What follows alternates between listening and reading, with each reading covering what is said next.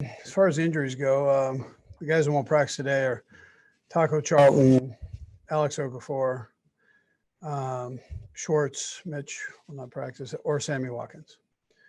But other than that, everybody else will go. Look forward to the challenge of playing the Broncos.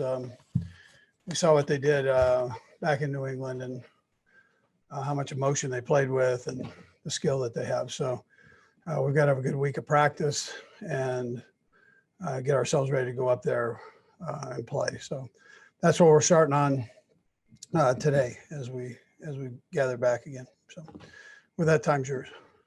Let's go first to Sam Mellinger. Go, Sam.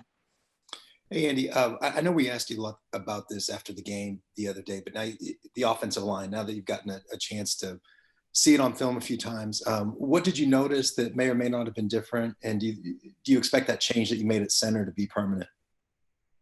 Well, it'll probably be that way this week. But they'll all be ready to go, and we'll just see how it rolls. But I thought the guys did a good job up front.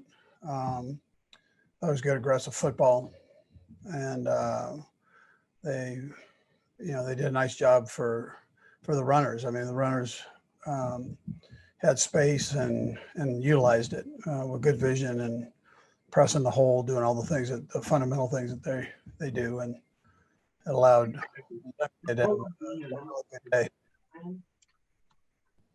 Somebody needs to turn their mic off there. There we go. Sorry, guys, technical difficulty. Let's go to Pete Sweeney. Go, Pete. With Le'Veon in the building, we're about to get him in a few moments, and I was wondering if there is what the plan is for what he will do this week, and then potential availability this weekend. Yeah, I think we'll take it day by day, just see how he does and what he's comfortable with. One thing you try not to forget is how much volume you have in the, at this point in the year. And so it really, you got to just have good communication between us and coach and player at that time. So just to see exactly where he's at, but he'll get in, he'll practice, and we'll see how it goes. Yeah. Let's go next to Herbie Teope. Go ahead, Herbie. Hey, Coach, good morning. Specific to the offensive line, Martinez Rankin, his 6-week practice window opens today coming off of the PUP list. How much do you anticipate potentially seeing what he's able to do, or is he still considered week by week in your opinion? Yeah, well, he hasn't done anything. So Herbie, we'll just see how it works out for him, and kind of take that day by day too. Again, we just have to see. That's why they have this in here for us. So you got a 3-week period there that you can work with, and let's just see how he does and where he's at right now. Go next to Sam McDowell. Go ahead, Sam. Hey, Andy. Wanted to ask you about Mecole Hardman.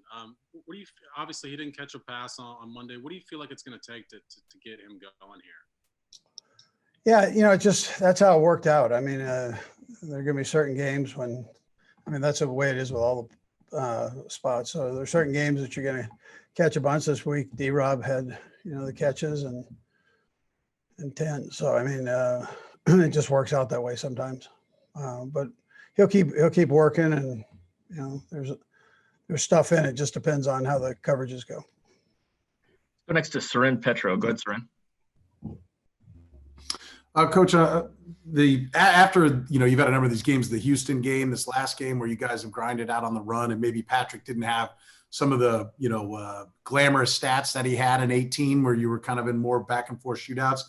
There's almost like this tone, like Patrick's not quite clicking, yet he's on pace for 4,500 yards, 40 touchdowns, and 3 interceptions if he just does what he's doing right now. Is this kind of, you talk to him about that? This is kind of the evolution. You're the hip new thing. And now, they've kind of seen you for a couple of years and not to get down or not focus too much on what people are saying.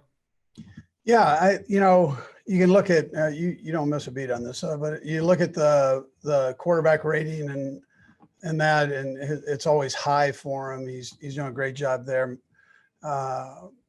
really managing everything. And, I'm proud of the progress that he's made in so many areas, but I don't think he worries about all that. I think he just he's okay if the run game works. As long as we're winning, he's real good with that. And And he's still going to end up with, I'm sure, as long as everything works out the way it's been going, he'll end up with the numbers. I mean, that takes place, and it helps us. Most of all, it helps us win games. So I would tell you, just he just keeps doing what he's doing. He'll be fine. So, but he's got a great attitude about it. Yeah. Go next to Harold Kuntz. Go ahead, Harold. Andy, going back to Le'Veon, I know you're always, looking for new plays and wrinkles to improve the playbook, and you've even gone back to the 40s and 50s for plays before. With the addition of Le'Veon, do you feel that this just even opens up more creativity? And then with 46 carries in one game, do you foresee maybe you're getting into 30, 40 range more often with a deep running back group? Yeah, every week's going to be different. I mean, that's just, you played these different teams, and they have different ways of going about their business against you. So, but to have that flexibility, I think, is maybe the most important thing and have players that can do those things, I think, are important. And so Clyde, my hat goes off to him. He was phenomenal. And, it doesn't hurt to have a running mate or two. And, we're lucky to have a nice group of running backs now, and different flavors. It isn't bad to throw at a defense. And I think when you see Le'Veon, you're going to see how big he is. He's a big man. And so that's a different flavor than maybe what we have at the other spots, but somewhere they're all going to play. I mean, that's just how it goes. But Clyde sure had a nice day, and he's had a great year. And we'll welcome in another helping hand. Doesn't hurt at all. So we got two hands up. We'll go Nate and then Todd to finish this out. Go ahead, Nate. Hey, Andy, I wanted to start with this. I don't think we saw Taco leave the game early on Monday. Do you know exactly what his injury is, or if it's a personal day for him? And Brad, I'll have another question. Yeah, it's not personal days. He is hurt. It happened later in the game, and it started bothering him. It was his knee, and we'll just see how it goes. Give him some time here to let that thing heal up and see how bad it is. Yeah. And then secondly, Andy, I know we're getting close to the trade deadline. I ask you this every year, it seems, but do you think the trade market is any different this year just because of how different everything is? Well, the one thing you notice, you got so many guys now with the new rules, all the people you can keep. So your roster looks bigger than before. I don't know if that changes the thought process in trading, but I'll be curious to see how things go as it winds down here, but it doesn't seem like there's been a ton of movement up to this point, for sure. The last to Todd Lebo. Go ahead, Todd. Hey, Coach, I wonder if you guys have any concerns at all about Le'Veon fitting into your locker room. He's had a pretty uneven last couple of years with sitting out and then getting released after signing the big deal. Just what are your thoughts about him fitting in with you guys, and how much research did you do on him as a teammate before you guys brought him in? Yeah, Brett doesn't let anything slide, so he checks into everything. And then we obviously know people. I'm a small fraternity in this league, so I think we felt like he would fit in fine. So would be your answer. Yep.